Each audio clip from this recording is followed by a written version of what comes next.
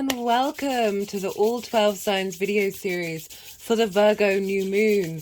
This is happening on the 14th or 15th of September 2023, depending on where you live. I will be reading for Capricorn and Sagittarius in this video. My name's Chloe. I work with card divination, astrology, and I channel energies through my body. Just one of the ways that I channel. As you can see, my hands are moving around right now. This is independent of my conscious thought, drawing in energies from different dimensions to help us heal. My hand just gone over my heart chakra, help us clear stuck energy and open up portals to source to get us more in alignment with our soul's frequency, and then step into our soul's journey with more confidence and clarity. I've done a collective reading for this Virgo New Moon. I did some oracle cards, pulled some collective tarot. Lots of channeled messages came through, as well as bringing up lots of themes that were coming up before I did that reading. So if you want a deeper dive into that Virgo New Moon, I do recommend it. I will be touching on some of the major themes in each of the signs, but I really go into a lot more detail of this new moon. It's quite a big deal. It's the first moon in Virgo lunation opposite Saturn in 30 years. It's really tied in to the Mercury retrograde. It's pretty damn powerful. So I do recommend that collective reading for a deeper insight into what this new beginning, this new reset is for all of us. I work with the whole house system. This means that each sign falls in the whole of a house, and I really recommend for those of you who do know your time of birth to look to the first house as the first sign that you watch. Right, this is your rising sign, your ascendant, and all the astrology for each of the signs is linked into that sign being in the first house. However, this does not invalidate you looking at any other part of your chart, perhaps your sun, your moon, your Mercury, as we're dealing with Virgo here, and just look to where that sign falls in your chart. Look to the house that it's in, the themes of that house, and any themes of the planets or astrological points. Bring all that energy to the messages that come through. It's as if that sign has now moved to the first house, but with all of the connotations of your natal chart. Take what resonates, leave what doesn't. I'm going to leave it at that. I'm going to move straight on to reading for Capricorn and then Aquarius. Be good to yourselves, be good to those around you, and most importantly, be well until we meet again. Capricorn rising. How you doing, Capricorn? For those of you who don't have Capricorn in your first house, look to the house that it does fall in your natal chart. Take those themes, take whatever planets or astrological points, the meanings of those, bring that all together and incorporate that into the messages that come through. Take what resonates, leave what doesn't. It's as if that Capricorn energy has now moved to the first house. Regardless of whether Capricorn is your rising sign or not, Capricorn and Virgo are the same element, right? So this means that they this means that they trine one another, and a trine is an aspect of Jupiter. This is a very easy, free-flowing energy, very supportive, there's lots of inspiration, lots of wisdom, lots of cohesion, right? And with that wisdom that a trine can bring, this is when there's that sense of generosity, that sense of abundance and luck and opportunities that come in. So they've got two things in common. They're both yin, night in nature, and they're both the earth element, but they're different modalities. So this is, you're on the same team, you're sharing the same energy, but you're coming at it from different perspectives. But because you've got so much in common, there isn't much friction, there isn't much hurdles that you've got to jump over. This is why this is free flowing. Jupiter is a benefic, so it's a soft aspect, it's very supportive. Capricorn, you are cardinal, you like to instigate things. There's a sense of leadership about you, of bringing things into fruition that others may not have been able to do. Not Taurus. Virgo is mutable, very adaptable, very able to change and shift and move. So this instigating energy is being facilitated by making bigger changes, right? Changes that you may not have noticed and used and utilized in order for you to then instigate a new cycle. Sorry, I try not to talk so much when they're clapping. When if you didn't watch the introduction, I channel energies through my body. It's a form of light language, and they get quite excited with certain messages, and they're helping integrate the messages that come through. And when they're quite loud, I'm obviously going to try and not talk, because it can be difficult to hear over the noise. Right, so as I said, Virgo, mutable energy, right? Earth energy, ruled by Mercury, and this is a trine, so it's very supportive moon. You're getting a lot of inspiration, a lot of downloads come in that's just going to feel good and help activate a new cycle for you. For Capricorn rising, this is happening in your 9th house, your house of perspectives, the house of the gods, right? So these are the big questions in life. These are your philosophies. Let me just move this down a bit. I always forget that. These are your philosophies, your perspectives, your ethics, your morals, your connection to spirituality, your connection to book religion, nature, science, whatever it is that you feel is something bigger than yourself, but you're a part of. This is how you map yourself out through the world, the bigger questions, your understanding of it and your desires to expand into that. It's all about perspective. So it's also linked into mastering something that you've been learning for a while. And with that mastery, you're broadening your perspective, and then through your actions and your deeds of the things that you've been studying, you then share that information with others, right? It can be directly telling them about it or just embodying it. And it's not in order to change other people's perspectives, but simply broaden perspectives. It's also linked into going and living somewhere that is not familiar to you, that isn't normal to, that isn't something that you've experienced in depth for a longish period of time in order to broaden your perspective. It's often linked into foreign travel and going to a different culture in order to immerse yourself and seeing different perspectives. But I still find that it can be going to somewhere else in the same country as you, where you are moving into an environment that is unfamiliar. So that could be going and living in the countryside if you've just lived in the town, right? And just in order, this is all about broadening your perspectives. So you've got a new moon here, right? Speaking of the new moon, I am pulling cards for 3 piles. The first pile is the lead up to the new moon itself. This is coming up with like 3 different main aspects. Okay, so this is the first new moon, the first lunation in general in the sign of Virgo, with Saturn in opposition to it in the last 30 years. So we're closing out a cycle of 30 years, everything that we've been working through. It doesn't matter whether you were born in that time or not, certainly that energy that we've been working through, because Saturn's starting and instigating a new cycle. And so it's a clearing out of a lot of things around that. It's also everything that we've been working on since the full moon in Virgo that happened in Pisces season, and everything that was sort of illuminated at that time. We've now drawn it down. We've worked on it. We're now figuring out what we're keeping and what we're transmuting and shifting into new energy into this new part of the cycle. It's also about the Pisces full moon that happened a couple of weeks ago and the downloads that we got there and how we're integrating that into the new moon that's happening on the 14th or 15th. So there's different layers here. There's very short term, medium term and long term energy that's been showing up for all the collective readings, and so that's the first pile. The second pile is for the moon itself, the energy that is being seeded. Whether you set intentions or not, this energy is still there for you to work with.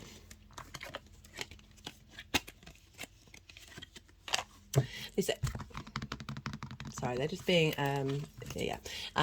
sometimes the energy sort of overtakes me and my brain stops, so do bear with me when I pause. Right, so what was I saying? The second pile, yes, this is the energy coming in from the new moon that is being seeded for the next part of the cycle. And the third pile is, how is this energy manifesting moving forward, right? So we've got a lot going on here. This is quite a spectacular moon. Hello Capricorn. Well, they've put that one back, but just sort of saying hello to you.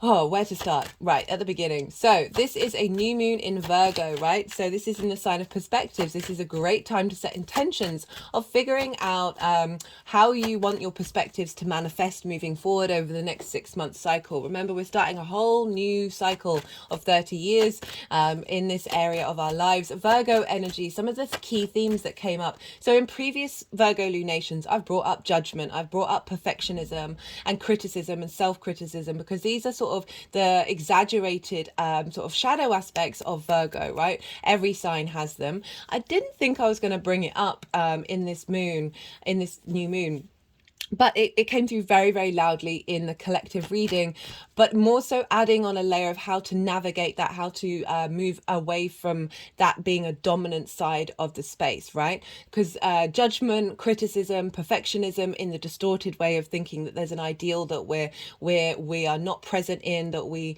can shame ourselves over if we are not that. We can reject others if they are not that. This is all living in a scarcity mindset, a fear mindset. And it really came through a lot of surrendering and a lot of releasing of the over planning, of the over analytical side of the brain, which is obviously a very strong talent of Virgo, but sometimes it can go to extremes because there's a lot of Pisces energy with this moon. And so the Saturn is opposing Mercury, and Neptune's opposing the sun and the moon. And there's such a strong energy of Pisces coming through. It kind of blew my mind.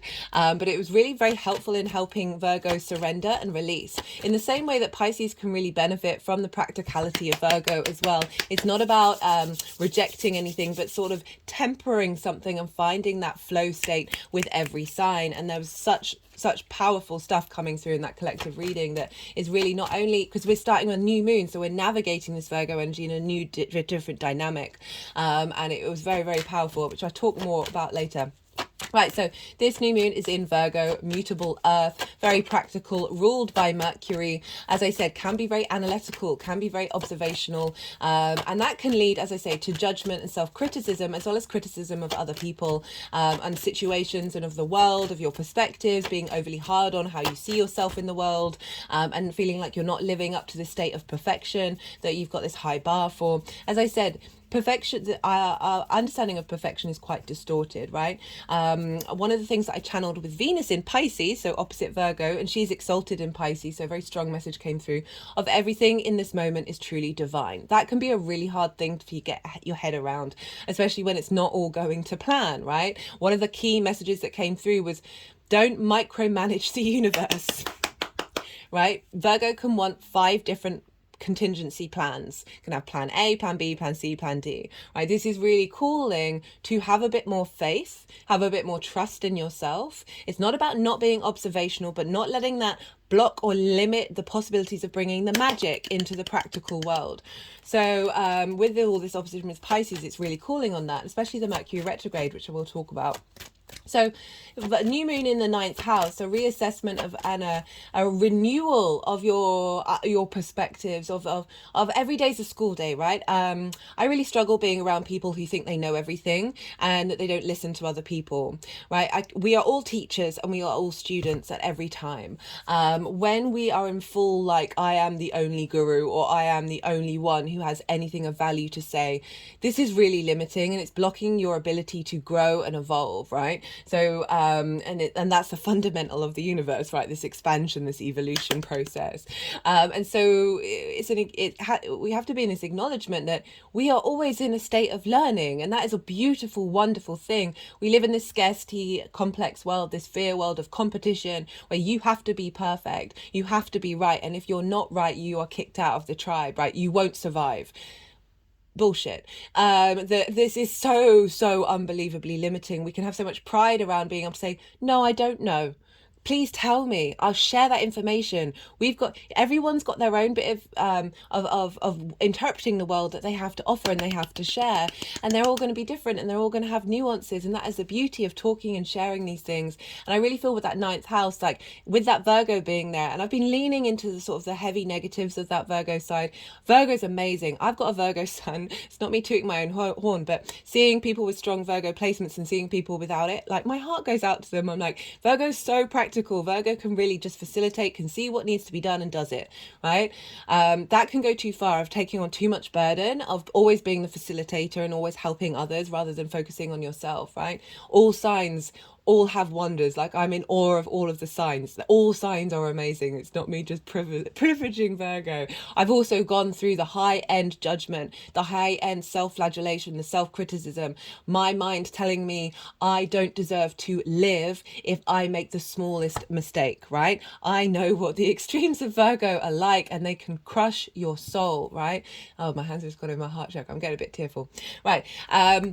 That is it was stepping away from that, because when we shame ourselves, right,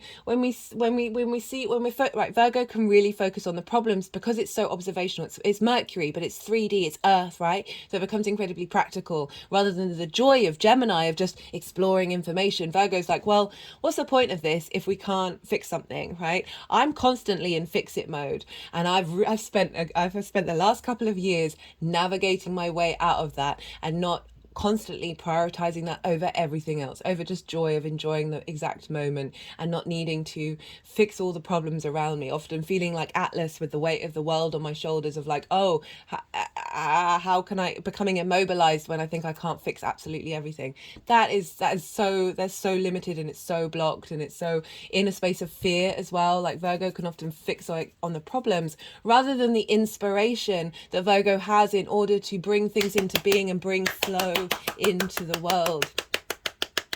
So we're really being called to sort of navigate old tenets of Virgo energy and bring forth a new dynamic. And so this new moon is super powerful. Why is that? Well, let's go to where Mercury is. Mercury, the ruler of Virgo, is in Virgo. It's been retrograde, will be retrograde at the exact time of this new moon. Oh, there's so much I can say about this. I really recommend checking out the Mercury retrograde series. We've done 2 legs of the retrograde. We've done the shadow period where it's gone direct over the degrees. We've done the retrograde, and then we'll be doing the 3rd part of that transit. I've pulled cards for it. I've also talked about the major themes of a lot of the aspects that are coming up for this new moon in a lot of the introductions. I've pulled cards for different aspects. They're listed in the description box. There's a lot of information there. This has been a very, very powerful Mercury retrograde. And why is that? Well, ever since the sun moved into Virgo, the whole chart has been dominated by Mercury's influence. So whatever's going on with the ruler of a sign is impacting the signs that it rules. So the only the only celestial body that broke free of Mercury's domain was when the moon was in Cancer a couple of days ago, and that was just very floaty energy. It was really very nice. But everything else is being governed by Mercury, because the sun rules Leo, where Venus is. Venus rules Taurus, where Jupiter and Uranus is. Jupiter rules Pisces. The chain goes on, and at the moment the moon's now just in Virgo, so everyone is being governed by Mercury right now. Mercury's very powerful. It's in its exaltation in Virgo. It's the only planet to be exalted in its own sign.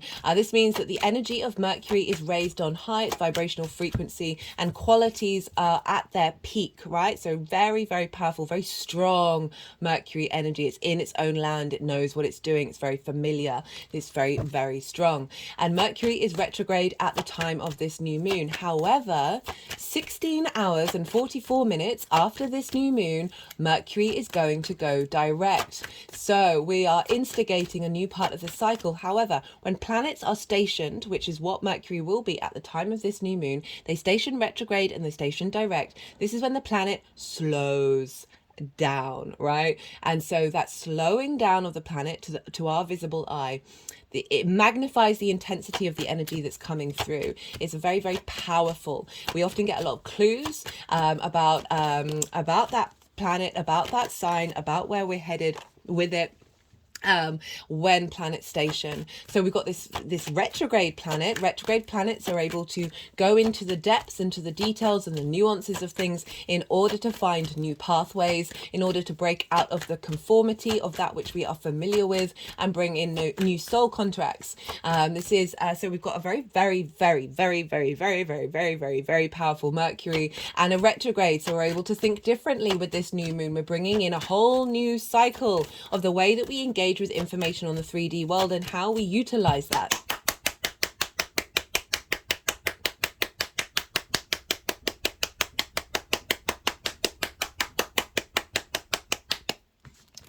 And so sorry, sometimes when I'm doing that energy work it just completely clears my brain. Right, so Mercury is governing what's going on with this moon. So all what's going on with Mercury is feeding into this new moon, and Mercury, the only major aspect it's really making is an opposition with Saturn, and Saturn's over in Pisces, and this opposition happened at the beginning of the shadow phase. So this is the second time that we've had this opposition in a very short space of time. And Saturn is over in Pisces, which for you is in your 3rd house of communication. This is the house of the goddess, right? So this is where we bring our big picture philosophies into our day-to-day. We bring meaning into our day-to-day, the things that we do on a regular basis, the local community. This is also learning something new for the first time, as well as how we express ourselves, take short distance trips, and the way that we communicate and understand how we communicate. So Saturn, integrity, responsibility, duty, is going to stress test foundations that aren't going to last the test of time. This is a longer term cycle planet. It's the last visible planet to the naked eye. And so this cycle, this that we're instigating is very, very crucial to this area of your chart. And so Saturn for me is about boundaries, but bringing boundaries so we really realize that we don't need any boundaries at all, because the more integral we are, the more we understand our own authority, our own divinity, the less boundaries that we need, right? So this is part of Saturn's role, is to help us break out of the cycles of time. It's linked into karma, a very karmic energy right now. With Saturn being in Pisces, it's the last sign in the zodiac. So we're really going to instigate a big new cycle when it moves into Aries. We're clearing out a lot of clutter, right? It's also Saturn is bringing structure to the magic of Pisces, which I love. And so all of this energy of this longer term cycle of intention of what Saturn has for us is feeding into Mercury. And so Mercury is the fastest moving planet, even though it's retrograde right now. And it's can be very much about communication and small details, like all the little bits of packets of information that are absolutely everywhere. The whole universe is information. And so Mercury is going, hey, I see you, Saturn. Thanks for the information for the longer term cycle. Now I'm going to find ways, different ways, breaking cycles, retrograde, station retrograde, moving direct very shortly. Find different ways of navigating the information that we process in the 3D world and put that into and facilitate that with that Virgo energy of bringing about flow. Okay. So this is your perspectives, how you see yourself in the world. If you've got any distorted views about how you see yourself and you don't realize that you are truly divine, you are source, manifest in this 3D world, it isn't just about fixing all the problems, it's about tapping into the inspiration that can create new wonderful things that we haven't even thought about. And so this is very much the energy that is feeding into this new moon. There's so much more as well, because this new moon is opposite Neptune. Neptune's also in Pisces, but they are both at the later degrees, and Neptune for me is tapping into source, right? This is all the frequencies, all the vibrations, all the realities, all the dimensions. This is real, this is not real. There's very unconditional love, right? So an acceptance of absolutely everything, and it can be very sensitive energy because you feel very overwhelmed, because that's a lot of information to be processing, the whole universe. And so Neptune's very idealistic, very mystic, very magical, and it's very good at bringing different realities into your current reality. And so this Neptune energy, very idealistic, as I said, is helping you bring in different skills from different realities in the way that you express yourself, in the way that you move through your 3D world, and all of this, a lot of synchronicities show up in the third house of your day-to-day, right? So a magnifying of synchronicities to let you know your place in the world, to let you know your place in the universe, right? So all of this information, all of this Neptunian energy is feeding into this new moon, right? Of really instigating, as I said, different modes of engaging in this 3D world from a 5D perspective. This aspect is, so the Mercury retrograde series, the key phrase that came up was practical magic, right? So the magic of Pisces and the practicality of Virgo, and bringing the 5D into the 3D. And so this is very much a strong theme that we've had for this Mercury retrograde. And the reason why this is, a lot of these aspects that I'm talking about have all shown up already in the retrograde. As I said, the opposition with Saturn showed up at the beginning of the shadow phase. What's so great about this new moon is this new moon is happening at 21 degrees and 58 minutes of Virgo. Now, why is that important? Well, I find that when planets are retrograde, we don't really see things get going until they have moved beyond the retrograde period, right? So Mercury went retrograde at 21 degrees and 51 minutes. So this new moon is 7 degrees in the future away from the retrograde phase. There's two, so this is important because this is kind of in the future of the retrograde itself, right? So this is a new moon instigating a 6-year cycle and a longer term cycle. Mercury is retrograde, but is going to go direct. All the wisdom of that retrograde is feeding into this new moon. It's kind of like predicting, preempting the future of this Mercury retrograde, as well as longer term cycles. about all these outer planets. So it's a very powerful new moon. It's not within the retrograde degree, so it's not stuck in that energy. It's beyond that energy, but it's still got all the wisdom and the depths of that Mercury retrograde of what we've been going through feeding into it. Also, if you think about it, right? So Mercury went retrograde at 21 degrees 51 minutes. This is just 7 minutes away. So all that I'm talking about today is the outer planets. They move very slowly. So all of the aspects that I'm talking about, Mercury has already made. The opposition with Saturn at the beginning of the shadow, the opposition with Neptune at the beginning of the retrograde, and this grand Earth trine that I'm about to talk about also at the beginning of the retrograde. Mercury's going to hit all these again, right? So everything that I'm talking about, I've talked about in way more detail in the Mercury retrograde series. So if you want more depth on that, as I said, go look at the introductions where I pull collective cards for these things and get more depth of it and understanding of just how powerful this is, because all these outer planets are retrograde. They are all doing a deep dive and a transformation and reboot of a new way of integrating and working forward in terms of longer term galactic cycles.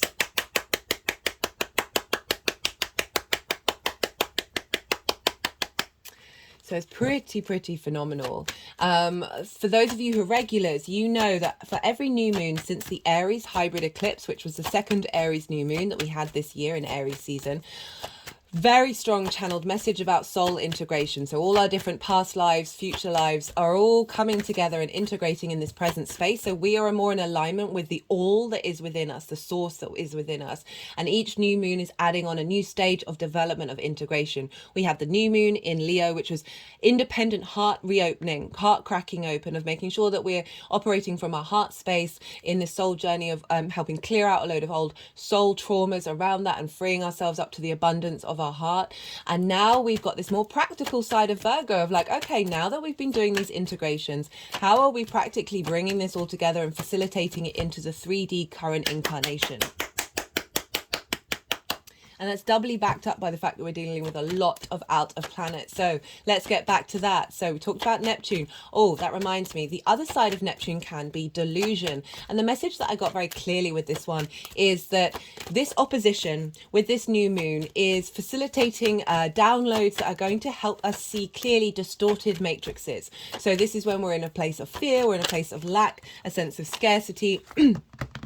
And these are distortions. Love for me is at the root of everything, right? So when we're operating from this space, we're in the space of separation, not realizing our own divinity and our own connection to source. This is a distortion of what I feel is a very fundamental key of the universe, right? So this delusion of this strange smokes and mirrors 3D reality that's being created is going to become clearer for us to have discernment over. However it is that it manifests in your life, whether it's people, situations, ideas, constructs, we're going to be more at peace with them. We're not going to be fighting them and rejecting them and shaming them. We're just going to be like, oh, that's that.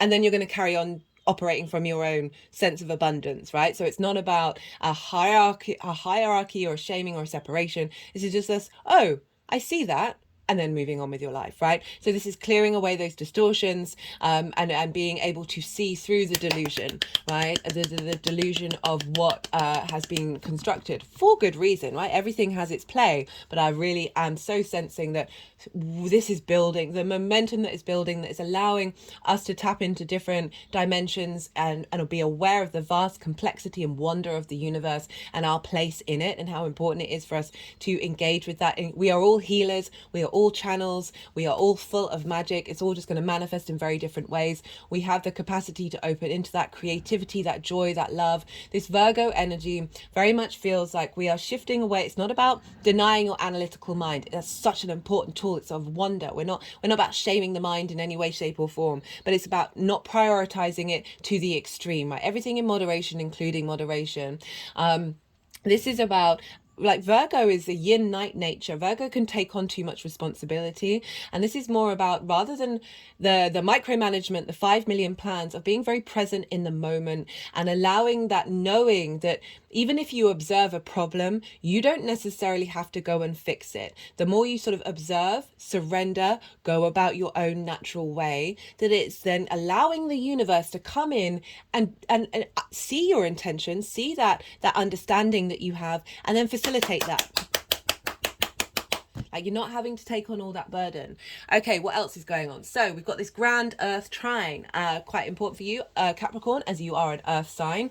And so we've got Pluto in your sign. You've had this for a while, since 2008. I've really found that this Pluto transit, this re-ingress into Capricorn, is about acknowledging the fear, being able to stand face to face with it, not let it completely take us over, and seeing the riches and the treasures that Pluto is unearthing, right? This magnetism, this transformation, this intensity, this ability to know your own magnetism, know your own power, and the gems and the jewels that are going to be revealed from the longer term cycles of the human species, Capricorn, collective earth energy, that is going to be revealed. And this is all imprinting into this new moon. And not only that, we've got Jupiter and Taurus, Jupiter and Uranus over in the sign of Taurus.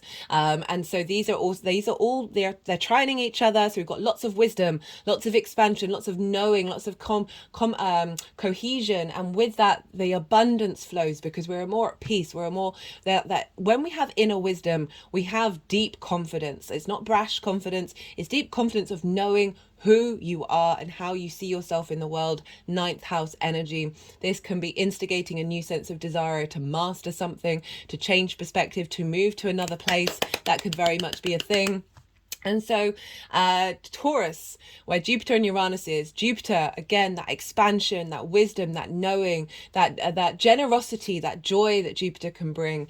And Uranus, who wants you to feel confident and comfortable being your unique self. And it's not about separating yourself and hiding from society. This is you being able to stand up and be yourself while engaging in society. This is in your 5th house of your creation energy. I forgot to mention, sorry, Pluto's in your 1st house, how you embody yourself. You're going through another layer of transformation. It's going to go back into Aquarius and then back into Capricorn again. You're still not finished with it yet, but it'll be over soon.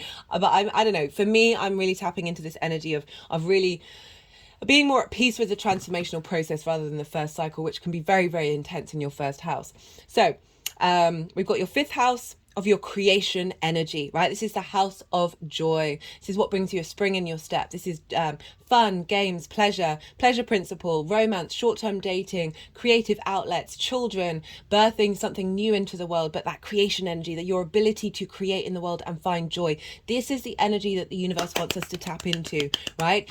Despite things not necessarily going the way that you want to, still being able to find peace and just bring a smile to your face, and find that joy, find that spring in your step. So these two are really helping transform your individual experience when it comes to your pleasure principle, when it comes to joy, when it comes to your creative pursuits. And this is feeding into your perspective of how you see yourself in the world. So it's bringing joy into your perspective. It's bringing, how do you embody that transformational magnetism into your perspective, how you see yourself in the universe, that you are truly and utterly divine. You do not have to do all the work, Virgo. You can allow that to come towards you. You do not have to be in judgment of yourself and the outside world. You can observe and be aware of that observation.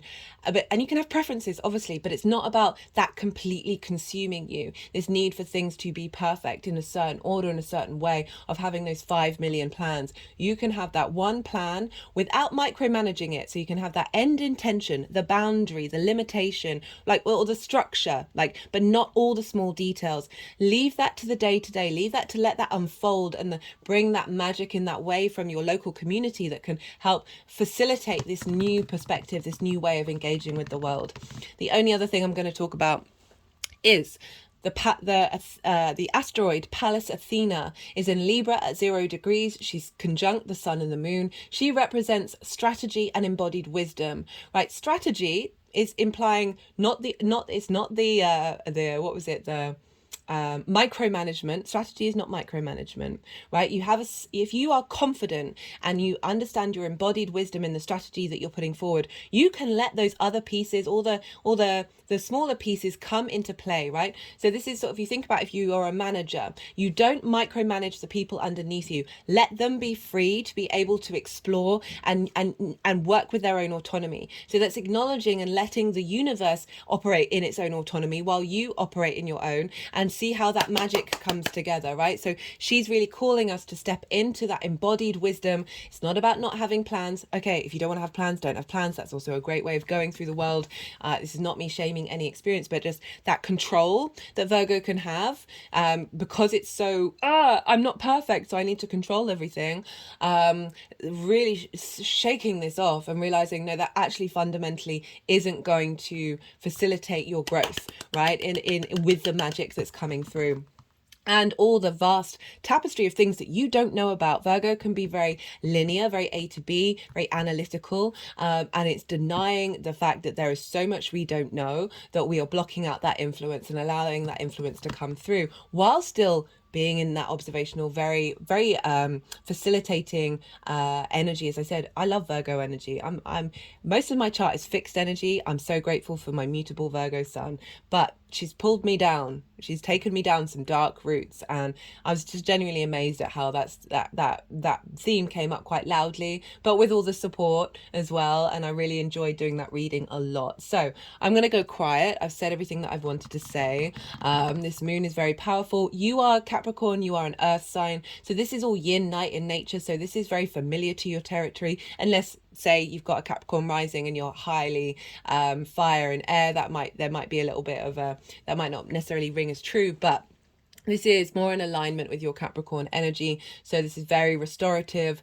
You've got sextiles happening from Pisces, and there's and the trines all happening. So this is a really glorious energy to come through. Very supportive, very bringing a lot of wisdom, a lot of inspiration, and just, you don't necessarily have to have any intentions, but just sitting with knowing what this energy is about, and drawing that in and seeing what comes up through your intuition can be a really beautiful way of engaging with it. The only thing I've been recommending to all the signs, I do this every new moon, is the only thing that I strongly recommend is change your bed linen, right? So make sure you've got fresh energy, fresh clean energy on where you sleep, the moon, where your dreams are, to start a new cycle. I find it's a brilliant little 3D life hack that really I find really works. Okay, I'm gonna go quiet. We just had the the yang day action side of the reading. Very extroverted, very go, lots of stimulation, so much information.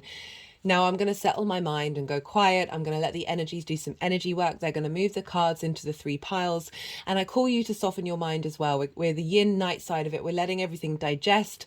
We're softening. We're not forcing anything. And so I have to ask you to soften your mind. Don't analyze all that information that's come through. See what intuitive hits come up, and I will come back round and start talking again when all the cards are in the piles that they need to be in.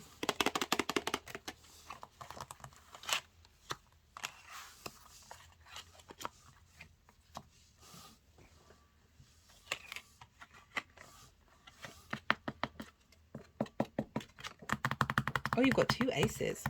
I did not clock that.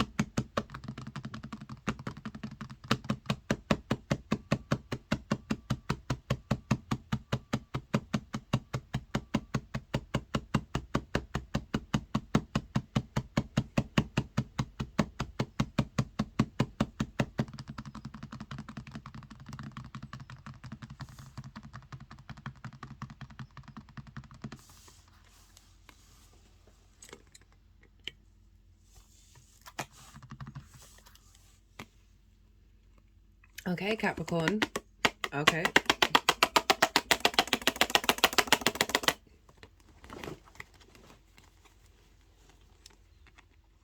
So we have for the energy leading up to this new moon.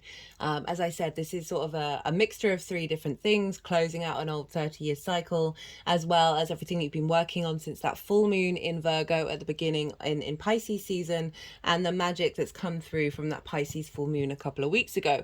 Got the Five of Wands in reverse and the Page of Wands. So the Five of Wands upright, this is conflict energy, chaos energy, right? So it can be very playful. There's an element of competition here. There's a sense of, but for me, there's movement, but there's not momentum. There's sort of a stagnant energy, right? That there's things aren't quite falling into place, right? There isn't a clarity there because there's lots of conflicting energies coming through that all have something to say, and they're not allowing each other to speak, right? So they all think they're right. So I was talking about that teaching side of it, but it's in reverse. So this is saying that since that full moon, at the very least, that you've been navigating and working through any sort of disruptive energy that you have in understanding how you perceive the world and how you perceive yourself in it. There's been quite a consistent thing with a lot of the readings of things, elements coming up, getting triggered, but then having the ability to work through it and find different ways of navigating old, stuck, cycled energy. We've also had that Mercury retrograde as well, so a reassessment of ideas that no longer serve you, and being able to surrender to them and find just one staff, right? So we've got the Page of Wands. We've also got the Ace of Wands later on. So the Page of Wands, very excitable energy. They're very useful. They are heralding in new messages. So you've been contemplating different ways of thinking about things in relation to your spark of spirit, right? It's the house of the gods. How do you connect yourself to the rest of the universe? And that may have felt a bit disruptive, like you don't really see your place in it, right? There isn't a sense of clarity when it comes to you. There may have been a lot of conflicting ideas, lots of different versions of yourself that are trying to integrate.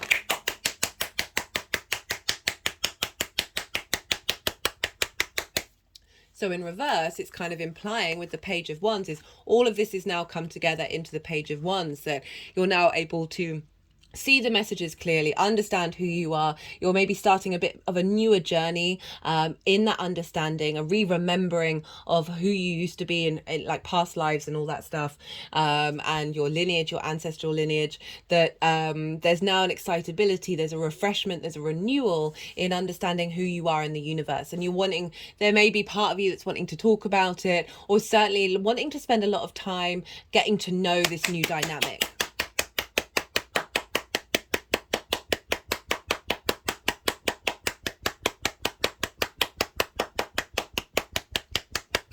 I'm just thinking about the other side or the other themes of the ninth house, and that is mastery of something. So then you may have been finding conflicting energies around finding the space to learn to master something. The Page is coming in and is heralding in that new message, new opportunities for you to be able to find some clarity, find some peace, in order to be able to dedicate yourself to mastering of something, as well as, let's say, think about going and living somewhere that's unfamiliar to you. That you can do that in your own headspace as well, with your own perspective, that there's certainly an element of opportunities and messages coming through that have facilitated this journey that you've been instigating of finding inner peace when it comes to your spark of spirit, your passions, your inspiration, your creativity, and how to express that. There's now definitely more clarity, but it's because it's a page and they're very useful, they're the first court card. It's really saying that this is sort of a fresh new understanding of how you're navigating this. Like, there's still stuff to learn, there's still this perspective, you've engaged with it, but there's still loads more to bring in. And I really like how this is working with the rest of the spread, that there is an acknowledgement of change. So for the energy of the moon itself that's being seeded for the next 6 months, and instigating a longer cycle, we've got the Six of Cups and the Page of and the King of Pentacles. My apologies. The Six of Cups. So I don't know why, like, for you, out of everybody, I was really banging on about how acknowledging your own source energy, your own divinity. I mean, it is probably because it's the ninth house. And we got when the Six of Cups came up, I was like, oh, okay, I see that. Because this is about receiving gifts from the past, right? And flowers and abundance coming through a deeper emotional connection you have with your past. This is the biggest house in the tarot, right? So this represents an element of safety, of feeling held, of feeling like there is somewhere where you can rest and thrive. But the message that's coming through with this one is an acknowledgement of your past soul's experience, right? An acknowledgement of your connection to divinity and not feeling that you're not perfect.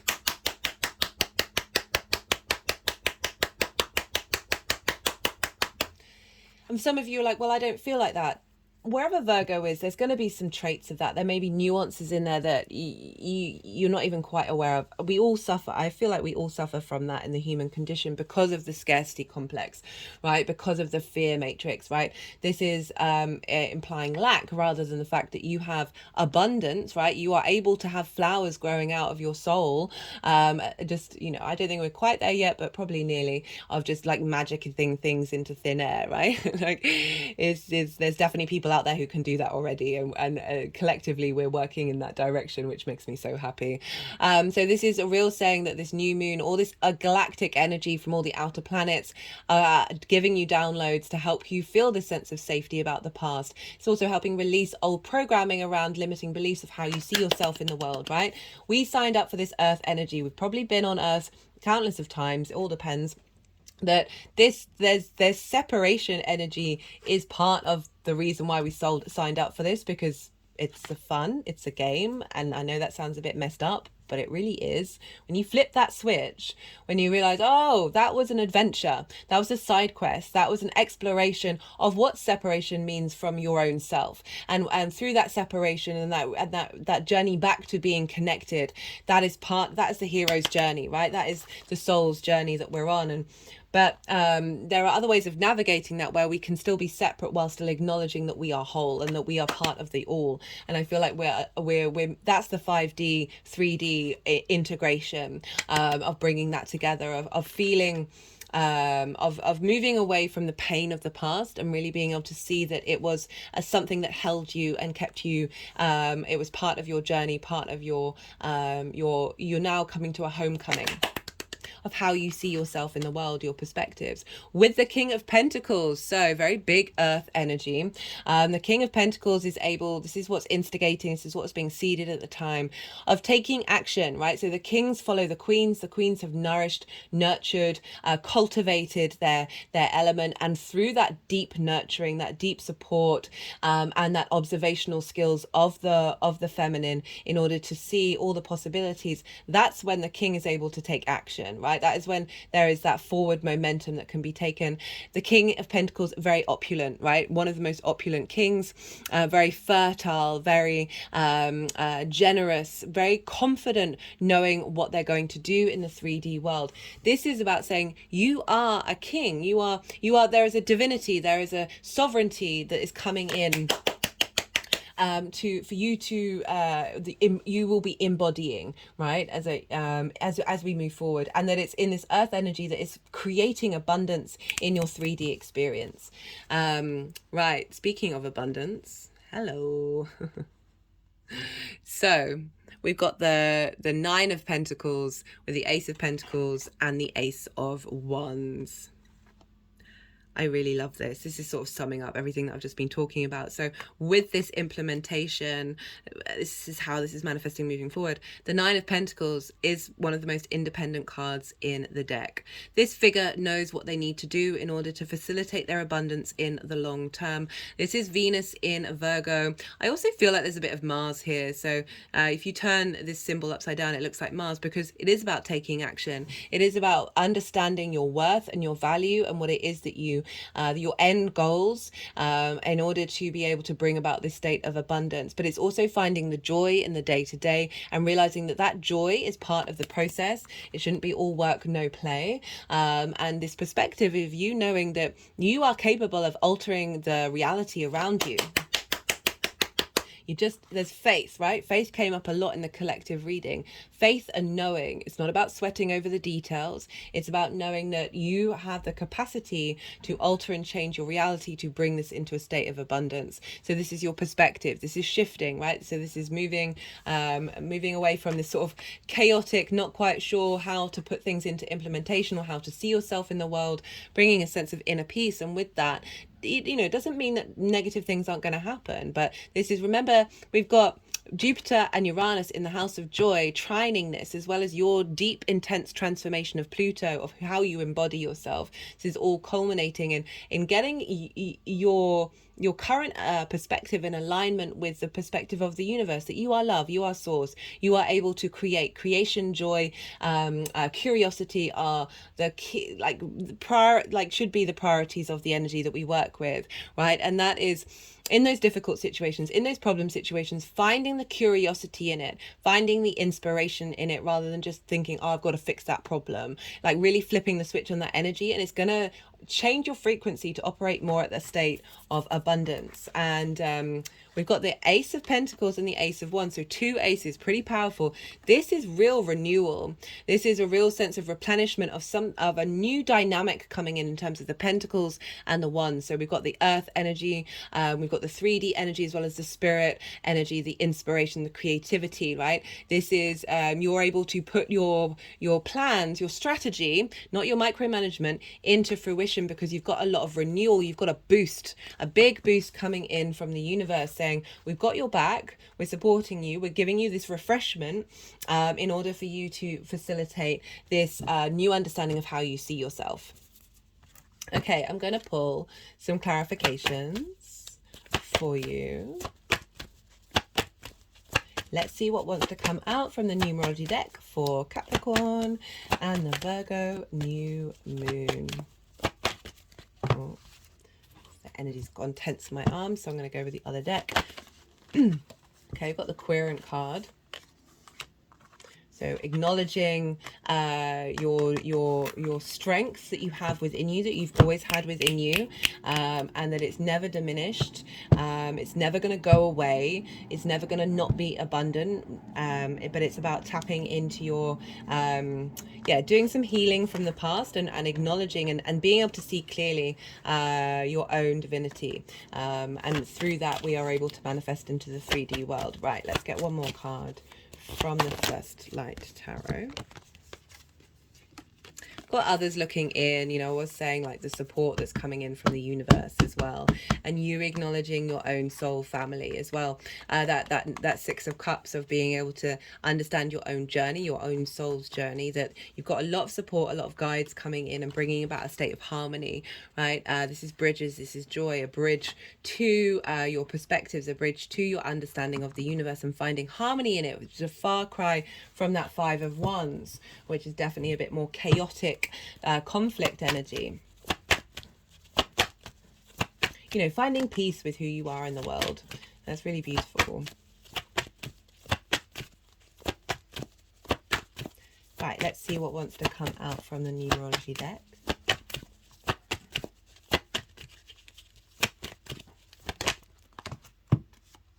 Healing. Yeah, healing. And that sort of reconfirming what I was saying about that Six of Cups.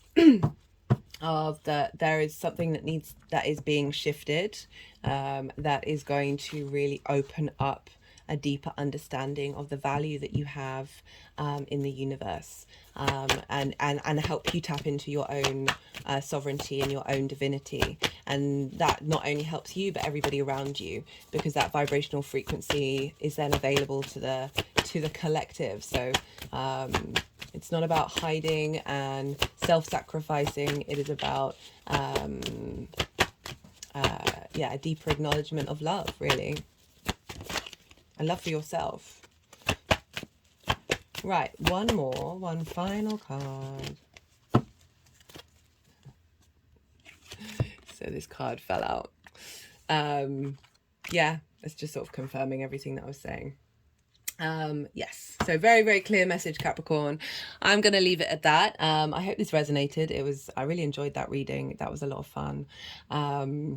Yeah. Be good to your, if any of it resonated, don't forget to hit that like button. Be good to yourself, Capricorn. Be good to those around you. And most importantly, be well until we meet again. Sagittarius, Sagittarius rising. How you doing, Sagittarius? Right, for those of you who don't have Sagittarius in the first house, look to the house that Sagittarius falls in.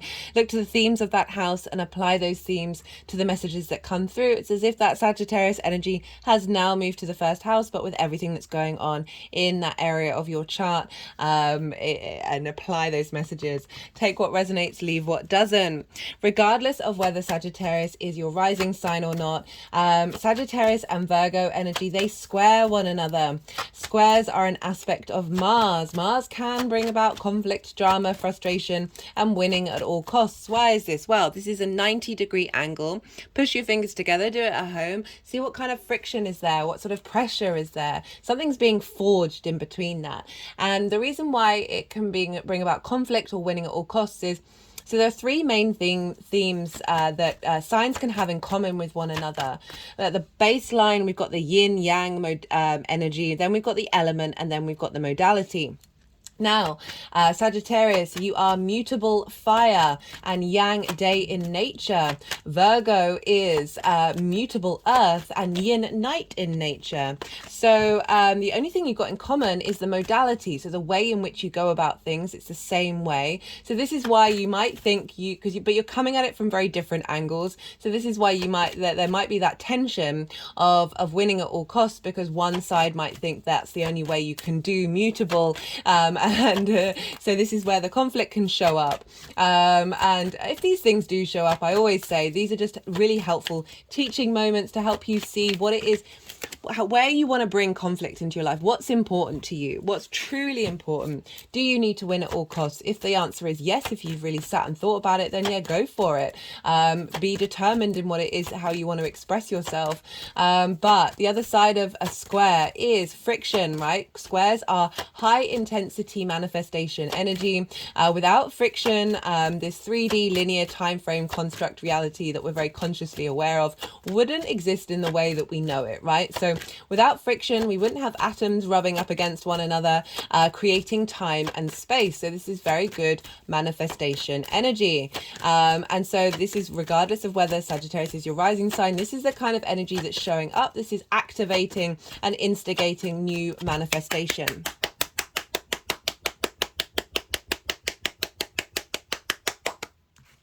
And for Sagittarius rising, okay, so this is happening on an angular house. Angular houses are 1st, 4th, 7th, and 10th. And Virgo energy is in your 10th house. So angular houses, they are the pivot points of the chart. They are sort of the structure, right? So they're the cross points that the rest of the chart moves around. And these are very powerful points. They tend to show up quite loudly.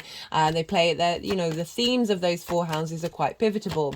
And so this is happening in your 10th house of your life purpose, right? This can be your career as well, but your life purpose doesn't have to be your career. It can just be your career as helping facilitate your life purpose.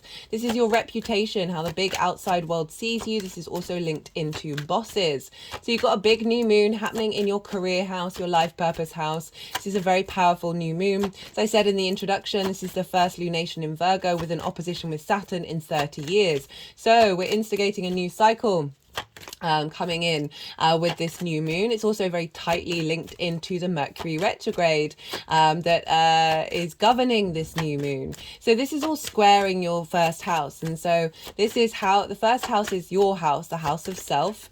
And this is how you embody your sun or your moon in your actions and your deeds.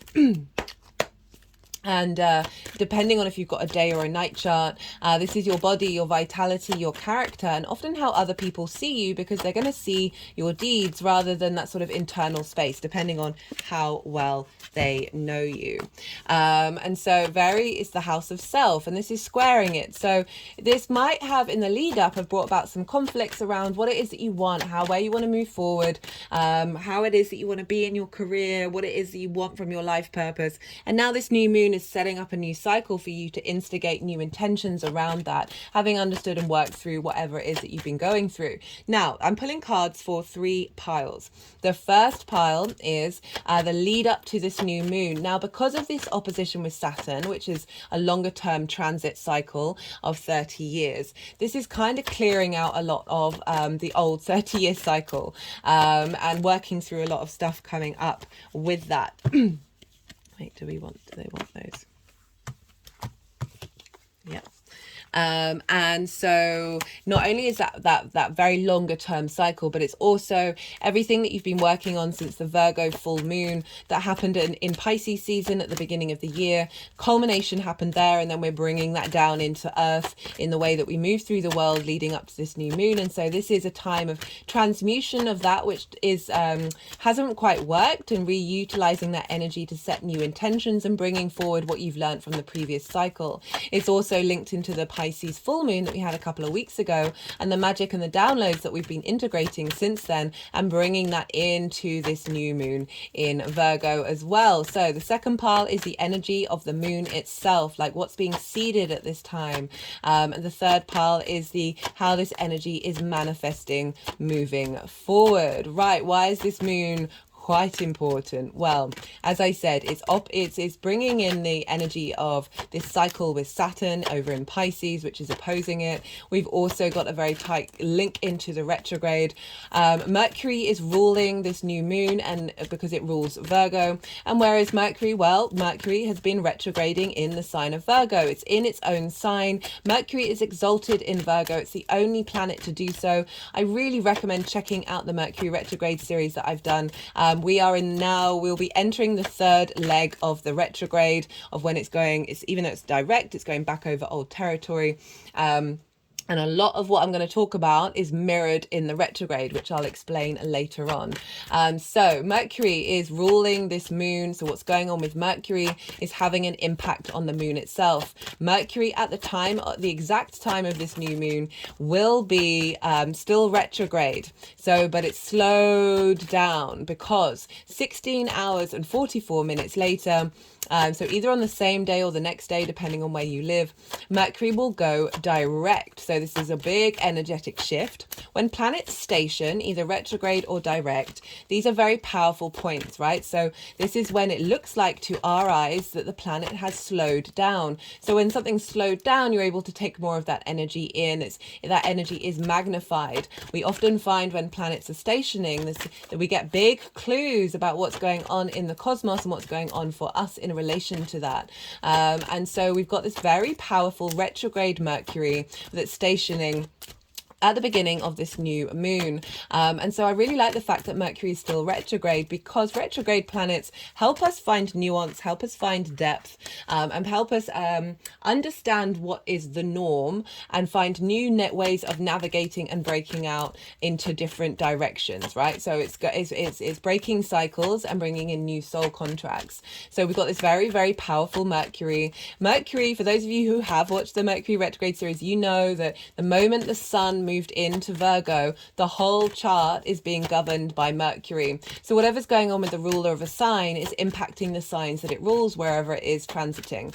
And so by the chain of events with the cycles of who rules what, Mercury is governing the whole chart, except it happened a couple of days ago when the moon was in Cancer. She was in her own sign. She was free of anybody else's influence, but now she's in Virgo. And so all the planets, all the astrological points, all the asteroids, they are all being governed by this very strong Mercury. And this is the case at the time of this new moon. So we've got a very powerful Mercury in a mutable earth sign. So what does that look like for you? Well, this, as I said, a recommitment to your life purpose, a recommitment to how you're being seen in the world. We're bringing in lots of different dimensions here, and it's really helping bring in a new dynamic, right? So let me carry on talking about that rather than being a bit vague, because I'll go into it in more detail.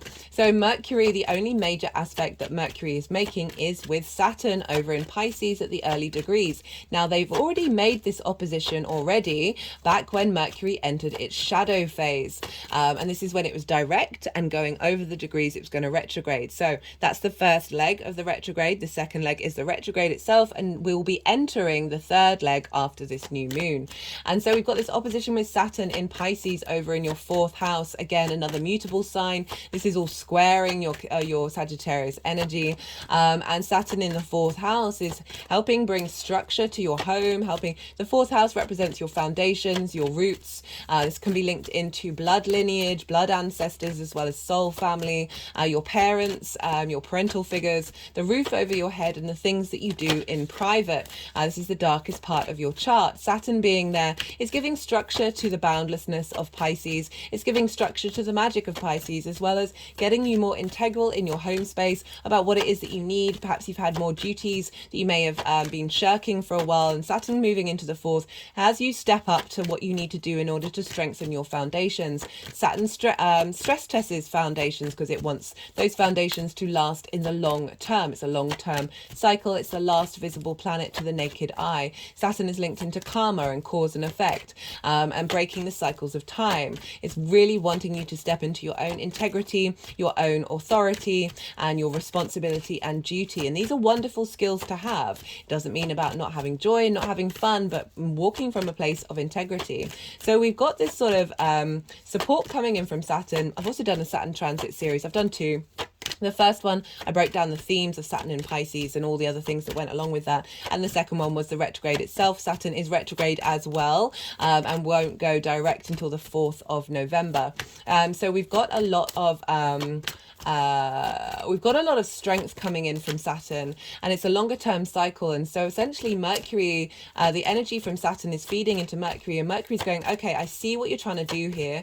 I understand your longer term plan, and I'm going to instigate it in the day to day, right? That sort of more practical side of Virgo. One of the main messages that came through with the Mercury retrograde series, and the reason why I'm bringing this up because it is reiterated in this new moon, is practical magic, right? So being able to find the structure and the practicality of bringing in the magic that is Pisces into your life purpose, right? So you're getting strength and foundations in your private life that are helping facilitate you understanding what it is that you need from your life purpose, what it is that you need from your career. And all of that energy is feeding into Mercury, of Mercury going, right, I'm going to be embodying in different ways the understanding of how to utilize magic in a practical way. Mercury, this retrograde, is very much about finding different ways of navigating information and facilitating that in the 3D world. Virgo utilizes the information and brings it into being, right? And so this is happening in the 10th house of really understanding from perhaps a different viewpoint of a more multi-dimensional viewpoint of what your life purpose is, and setting the intentions around that, because all that energy is feeding into the new moon. What else is going on with this new moon? Well, this new moon is opposite Neptune over in Pisces. So when I was doing the collective reading, there was a lot of energy coming in from Pisces, a lot of energy about faith and trust, and not sweating over the small details, right? There was a lot of themes coming up that Virgo can really go overboard with, such as judgment and criticism and striving for perfection, and by doing so can perhaps sort of shame themselves for not being perfect. I'm focusing on those sort of exaggerated elements of Virgo. Virgo's very a wonderful sign. All the signs are wonderful. But really amazing at being able to facilitate and to bring flow into the 3D world. It can focus a bit too much on the problems because it's very observational. It's Mercury in a earth sign, so being able to observe the 3D world and see what's wrong with it, and that in that way it can get fixated on the problems and fixated on an ideal that they don't think that they're there yet, and they're trying to facilitate that, and that's where it can lead into judgment and criticism, both to yourself and to the outside world. And the collective reading was really calling to step away from that version of Virgo, because it is bringing in the fear matrix, the scarcity complex of lack, right? Focusing on the issue, focusing on the problems rather than focusing on the inspiration. So one of the things that came through, I think it was in the reading with Aquarius, I managed to articulate that that this Virgo is a yin night sign. Is that state of observation. It's not about denying the analytical mind, but it's not prioritizing, it's not focusing fully on it. It's moving away from, right, one of the things that I channeled for the Venus in Pisces series, and she's exalted in Pisces, so she's really able to shine clearly what that Pisces agenda is all about. Is everything in this, every moment is truly divine, so every moment is perfect, right? Even if there are faults in it, it's like there's an element of an acceptance and faith that needs to happen with Virgo, right? With the polarity between Virgo and Pisces, we have polarities all the time, and it's realizing that they're both the same side, they're different sides of the same coin, that Virgo is good at facilitating things into the world, but and Pisces can not necessarily perhaps find that ability to bring things into the 3D because it's so in the vast expanse of the ocean.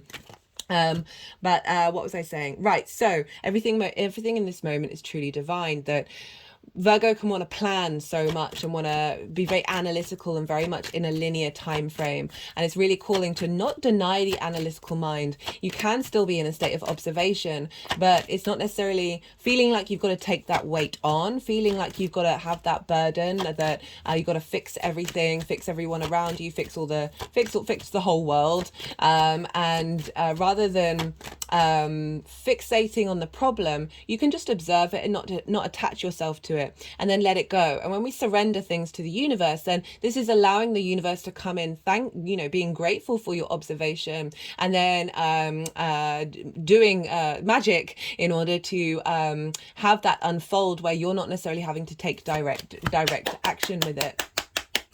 And like really leaning into one of the key things that came up in the collective reading was don't micromanage the universe, right? So it's not about not having a plan, but that plan doesn't have to be filled out in all its nuances. It doesn't need 5 other contingency plans, because that's leading into a space of distrust, right? Distrust of a way, you got 2 twos, distrust in the way of acknowledging the magic of the universe. And the universe is poetry in motion. Life is stranger than fiction. The more that we surrender, it's not about not having intentions, but the more that we surrender, the more that we then begin to co-create with the universe, and that's when the synchronicities start going quite wild. So this is what's being called for us, a new dynamic to come in with the way that we work with this Virgo energy that is in fact elevating that Virgo dynamic. And particularly highlighted by the fact that, as I said, it's opposite Neptune. This new moon is opposite Neptune in the same sign as Pisces. And Neptune is very much tapping into creation source, right? All the frequencies, all the dimensions, all the realities. This is real and this is not real. And feeling a deep unconditional love for every possibility in every situation. This is the mystic, the magic. This is the, what was I going to say? Very idealistic energy, right? Neptune's very good at bringing different realities into your own reality. We can get quite sensitive with Neptune because it is holding so much vibrational frequency. It's like holding all of it all at once. But I'm really getting with this is that it's bringing this magic of Pisces, all these different realities into you, finding new and unique and multi-dimensional ways of looking at your life purpose, looking at your career, and how you want that to move forward with the intentions that are coming up around this new moon. Not only that, but the second message that I was getting come through with this Neptune opposition is Neptune can also represent delusion. Okay, so what I was getting with that one is that we are being given tools and downloads to be able to spot the distorted realities around us, and that's when we are moving in that scarcity complex, that fear matrix, that are distorted away from unconditional love, right? And so we're going to be able to be observing them in people, in our surroundings, and whatever's going on in your understanding, your limiting beliefs and trauma responses around your life purpose and your career, that this is going to be harnessing the power of Neptune to be able to reveal the delusions, and be able to, for you, not necessarily separate yourself and reject them or judge them or criticize them, but just be like, oh, I see you, and then carry on in your own vibrational frequency, right? And not letting that impact the way that you move through the world. So very, very powerful stuff coming in. And so what else is going on? Well, this new moon is happening at 21 degrees and 58 minutes. Why is this important? Well, because Mercury went retrograde at 21 degrees and 51 minutes. So this new moon is 7 minutes on the other side of the retrograde cycle. I find with the retrogrades, yes, things do start to get going when the planet goes direct, but it's really not until that planet moves beyond the degree it retrograded at, so 21 degrees 51 minutes into new territory, that's when things start to manifest. So this new moon is just at that new point, that new cycle. But Mercury's still retrograde. Mercury's still got to go another way. But all that power, that intensity, that depth of that Mercury retrograde is feeding into this new moon. So it's kind of like, even though this is still happening during the retrograde phase, that new moon is instigating the new chapter.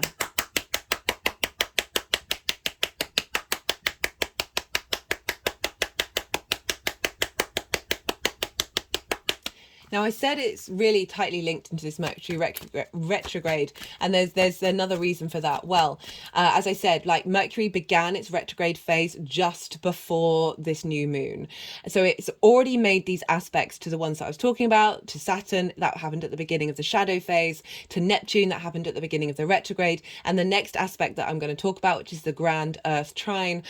Mercury's already hit these points because these are slower, these are the outer planets, they move quite slowly. So this new moon is still interacting with all of that Mercury retrograde energy. That was one of my favorite transits to do. I really enjoyed that one. In each of the introductions, I do different themes. Like I pulled some cards for the aspects with the Pisces and with the aspects with the grand Earth trine. So if you want more in-depth detail about what this kind of means, I really do recommend going to check that out. Also, if you haven't watched it, rewatch watching your sign, because we've still got the third leg to go, and then I've pulled cards for how that manifests moving forward. So this so that opposition with Neptune, Mercury's already made it. Mercury's going to make that opposition again when it leaves the shadow phase, which is on the 29th or 30th of September. And this new moon is encompassing all of that end point, as well as all of the beginning point with the opposition with Saturn. So we've got the whole thing, the magic of all of that, all feeding into this new moon. It's beautiful. So this grand Earth trine that I'm talking about, well, Pluto is over in Capricorn, and this is the second time Pluto's been in Capricorn. There'll be a third. It's going to go back into Aquarius. I've really felt that this second time has been us being able to look at our fears with a little more strength and a little more ability to then transmute that energy and find the treasure underneath of that, of tapping into the deeper resources of the cycles of the human being, right? And so Capricorn for you is in your second house of how you value yourself, right? This is your resources, the tools that you have in order to manifest in the world, to bring in your money, right? The things that you care about, but most importantly, how you value yourself. So there's a lot of unearthing of skills that are coming up. I talk about this a lot more in the Mercury retrograde phase cycle transit series. I do apologize, words. That we've got this Pluto energy trining aspect of Jupiter. You are one of your rulers.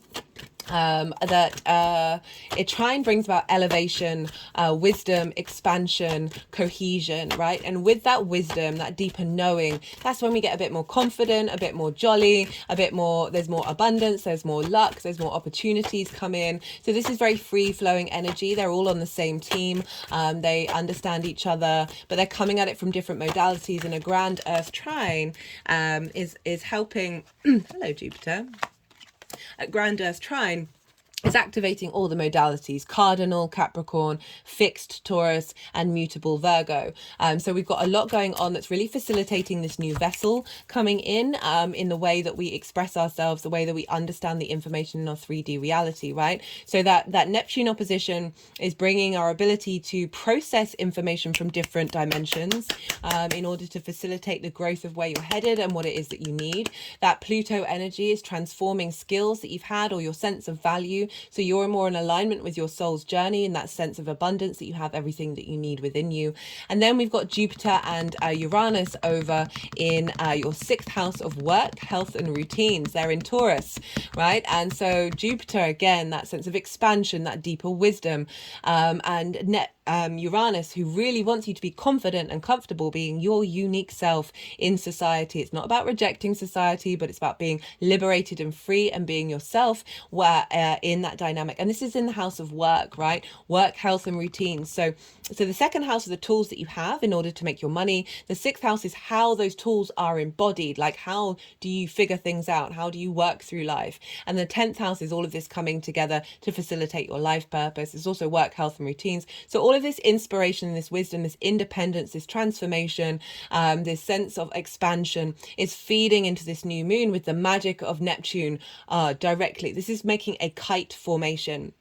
So they're sextiling Neptune, that is creating creativity and love and appreciation, and this is all funneling into the kite formation. We look to the end of the kite, the tail of the kite, and in order to see the focal point, and that is where the new moon is. So this is very, very special. What else is going on?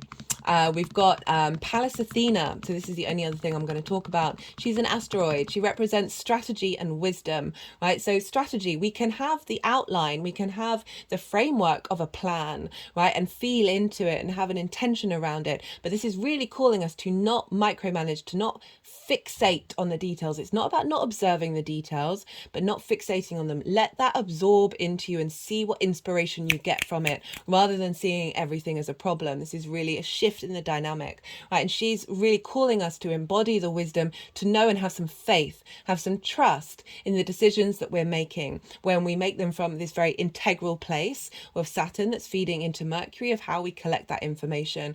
And so this is really facilitating a longer term cycle. All these outer planets are all retrograde. Mercury is retrograde. The only thing that isn't, that I've talked about, is obviously the sun and the moon, but they don't retrograde. But Pallas Athena, okay, so she's looking to the future. She's moving forward. She can see the balance that we need in our lives in order to bring this into fruition.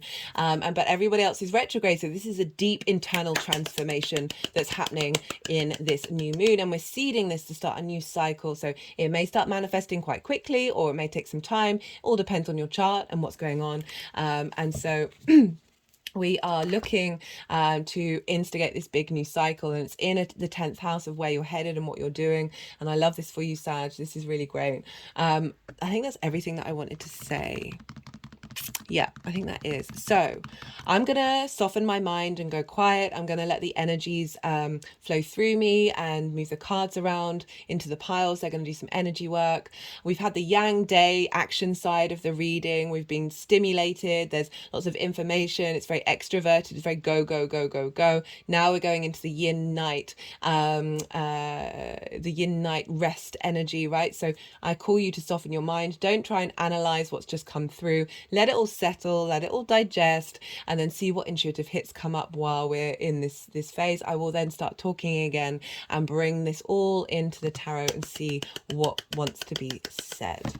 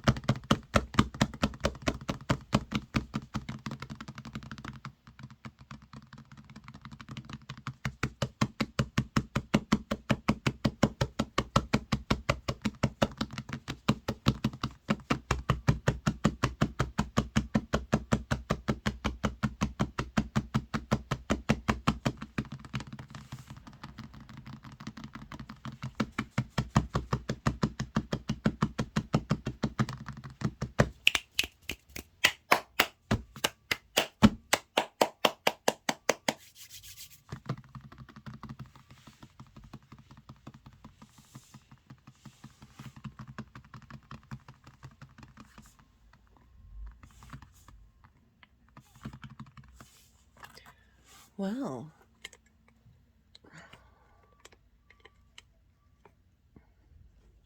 what do we have here? So, Sagittarius.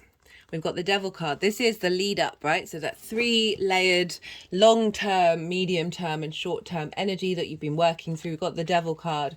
We've got the 2 twos. We've got the 2 of Pentacles and the 2 of Swords.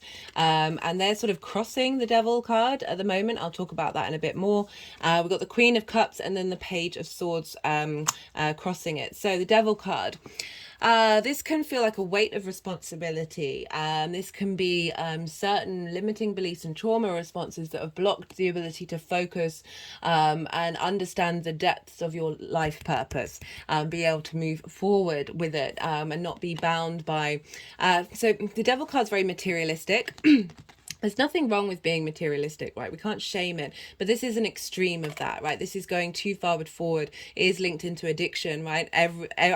I'd be very surprised if there isn't one, I don't want to limit it, but the human race has a vast capacity to be addicted, right? Just think about your phones, the dopamine that we get from it, and how that recalibrates our nervous system. That this is showing up as saying that things have been coming up that may have been causing some blocks and some frustrations around your understanding of your life purpose and your career and where you're headed. There may have been people in authority that may have been limiting and putting up roadblocks around how you move forward. But if I'm thinking about the Capricorn energy as well, that's in your second house of how you value yourself. So if we link that in of perhaps navigating limiting beliefs and trauma responses that are blocking the way that you value yourself and therefore blocking your ability to dream about your life purpose and where you want to be headed and what you want to be doing. And the reason why I'm focusing, because this can be read in a very powerful way that isn't so heavily negative, not negative, but just a reality, isn't it, right? So the Devil's been, this used to be Pan, right? So Pan was an incredibly fertile divine masculine energy on earth. The ram horns were linked into fertility and creation energy. So that's another way of reading that card, but because it's being crossed by these 2 cards, which is the 2 of Pentacles and the 2 of Swords, and this energy can be quite stagnant, right? So the 2 of Pentacles, you're having to juggle lots of things. Like there isn't quite a momentum of figuring out where you're going, right? So there's a sort of more survival mode going on here rather than thriving. And we've got the 2 of Swords, which is it can mean not being able to make a decision, right? It can be between a brick and a hard place, and you're having to go inward in order to understand what it is that you truly want and really tap into your intuition, right? So these are kind of crossing the Devil of sort of saying that there are situations in your life that have caused you to then question this Devil card come up, right? So it's you're questioning, okay, what is it that I need from my life purpose? What is it do I need from the 3D world? How do I get out of this feeling like I'm constantly in momentum but not necessarily going forward? And then we've got the 2 of Swords, which is calling on for contemplation, calling on for meditation, of saying, hey, let's go inward, let's figure this out. But also again, that not being able to make a decision of what your next step is.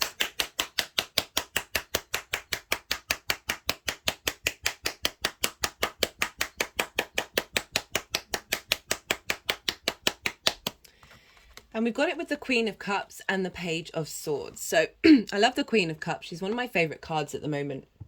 For me, the word that comes to mind when I look at her, when I tap into the energy of is serenity, right? So she is so at peace with her environment. Her foot is turning into the ocean, right? There are no waves. There are no waves in the waves. That's the right word. Why does that not feel right? There are no waves in. That really doesn't seem like the right word. Waves in the ocean. Whereas this is like, whoa. I always say with this card, imagine you're on that ship. Yes, you're doing things. Yes, you're trying to survive, but you're not thriving. You're in the present, but you're not. it's a distorted version of present. It's that survival mode rather than the thriving mode. And whereas the Queen of Cups, so there's something that's saying that you've been going through some contemplation, some deep transformation and understanding of what has power over you, right? The Devil card. Where do you want, what do you need to release? What pentacle do you need to drop in order to move beyond the rocky waves? And you've gone into a state of meditation of appreciating and understanding that you need to make, you need to go inward in order to understand where your next step is going to be. And the reason why there's a sort of a duality with the difficulties and the benefits of these cards is that Queen of Cups. She's very nurturing. She's very she tends to her emotional body. She's very supportive. As I said, there aren't waves in the ocean, there aren't clouds in the sky. Imagine sitting at the edge of the beach and all you're seeing is blue, right? Like visually, your perspective gets wider. She's staring very intently into this chalice. You know, a sense of divination is happening here. And she is calm. She is serene with what she sees in the future. And because of that serenity, she's able to tend to her emotional body. She's not getting lost in the waves. She knows that all is calm and all is well, despite what might have been going on in your life. And she's really you've been tending to this space. You've been tending to your intuition, to your emotional body. And it's come with the Page of Swords, which is again another sort of contemplation card, right? The Page of Swords is the only page that is both looking backwards but facing forwards. So again, it's sort of this duality of being present, being mindful of your journey, bearing witness to it, finding different ways of thinking about it in order to help you move forward out of this situation.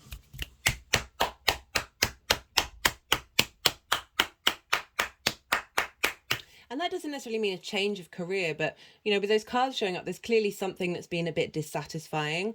And with the retrograde, you're really going to be renewing and revisiting, saying, okay, what do I really need? How do I bring flow into my life? How do I facilitate my life purpose? And, you know, with that retrograde, and now we've got this new moon that's instigating a lot of energy here. So this is the moon, the energy of the moon itself that's being seeded at this time. We've got the sun and we've got the Seven of Swords. I love this combination. The Seven of Swords gets a bit of a bad rep, but I love it, right? You see here, they're carrying off the Five of Swords. Five of Swords in tarot, big conflict energy, like really discordian energy, winning at all costs, like very much the bully victim mode. And so this but it's taking it away and leaving, funnily enough, the Two of Swords, which is kind of when you are at peace within yourself. So rather than being able to make a decision, this is honoring the fact that sometimes we need to go inward in order to come up with new ideas. Okay, and there's all the sun here is here. We've got the sun and the sunlight in the background, which is showing that it's a facilitating energy rather than a limiting one. So the sun, this is our vision, our clarity, our purpose, our direction. So great to show up for the 10th house.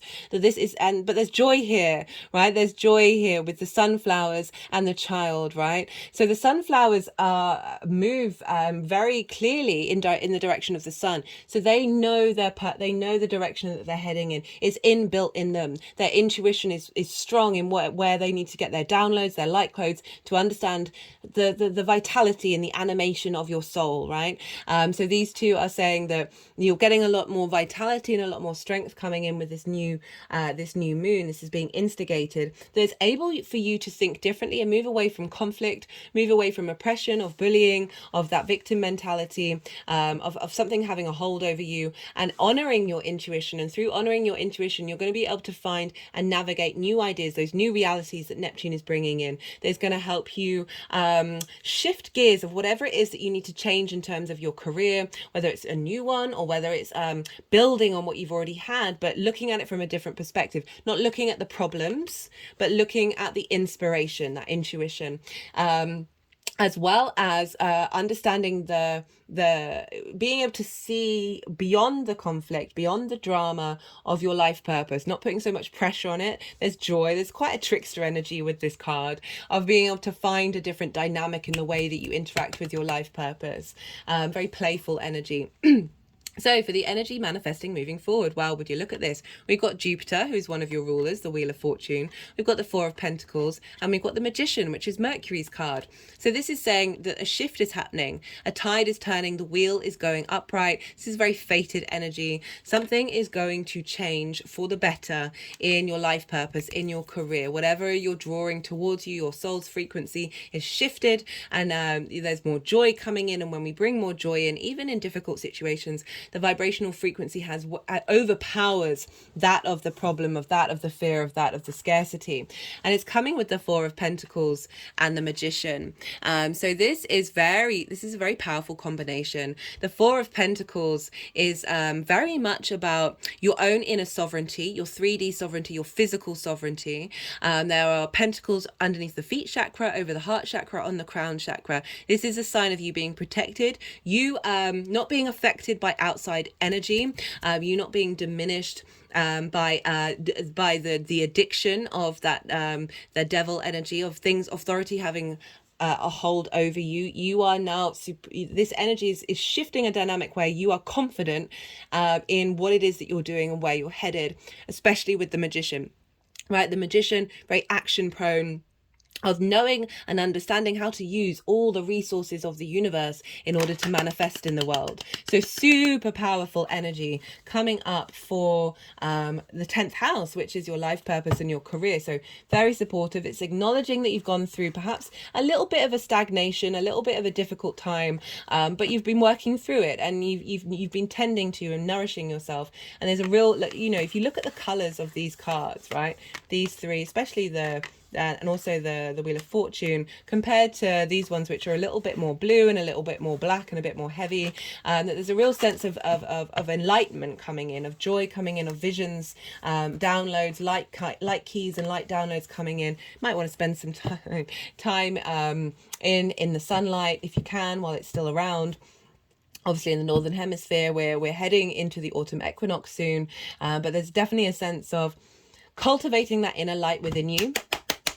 Because remember, all this energy is squaring your Sagittarius energy of how you embody yourself. So you've got this intense manifestation energy, getting all this mutable energy, this adaptability to be in flow, to create something new and dynamic.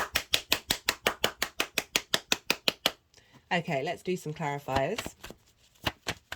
This is the numerology deck. Let's see what wants to come through for Sagittarius for this Virgo new moon. Let's see what wants to come up. Domestic harmony. Interesting. So that Pisces energy is in your 4th house of your home life, right? That alignment that's happening there is bringing about domestic harmony, that's shifting your understanding of where you want to be headed, like that striving point with those foundations strong. Okay, that you're then able to launch off into from a space of joy and be able to create. Perhaps some of you, this is about working from home and coming up with creative ideas in your home space that is bringing about a new lease of life. But just in general, moving away from that survival modality, being more confident in how you move in your private life, that is able to facilitate the wisdom and the inspiration to come in for this new moon. And this new cycle. Right, let's see what wants to come out from the First Light Tarot. Personal message. Okay. Let's see. I've just gone over my heart chakra. The forest is all kind of about appreciating being lost and the side quests that may happen.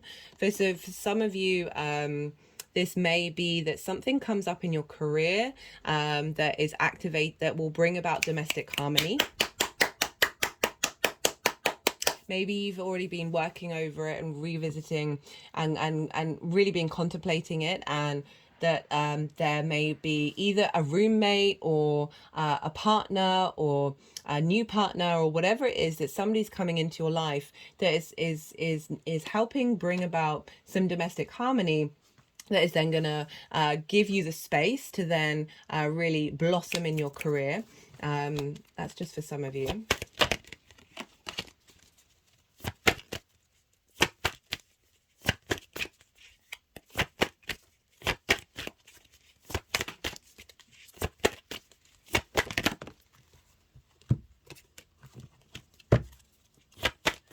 see, one last card from this deck. Let's see what wants to come out.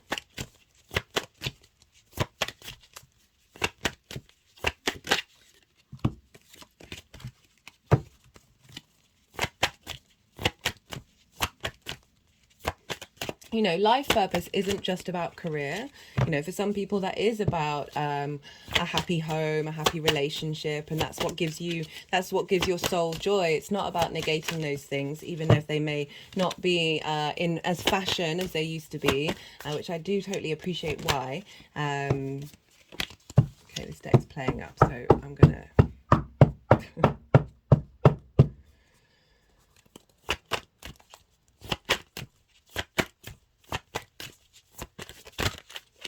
And, you know, one of the examples that I used to give about the 10th house is your life purpose might be having the most glorious garden you've ever had in your life. And your career helps you facilitate that. So that's another element of that domestic harmony, that it isn't just about your career. This can bring about peace in your domestic life, because not everyone's career is important. We've got the Chariot, we've got drive, determination, ambition, emotional control. So this is really about, I love this card coming up. This is the Cancer card, and this is about in the traditional Rider-Waite, they don't have any reins holding onto the sphinxes. So this is about knowing you have all the resources you need in order to move through the world and not have to control the situation, right? So there really is an element of faith coming up. Right, I'm going to do a final card and this Cancer for you is the give and take between you and the outside world, and this is also the give and take between you in relationships, whether that's your business partners, one-to-one clients, intimate friends, as well as more longer-term committed relationships. So this is about a sense of strengthening the reciprocity between you and the outside world. It's both 3D and 5D as well. So getting a lot of support come in from the outside world to help you facilitate your hopes, your career and your life purpose. Okay, final card. Final card.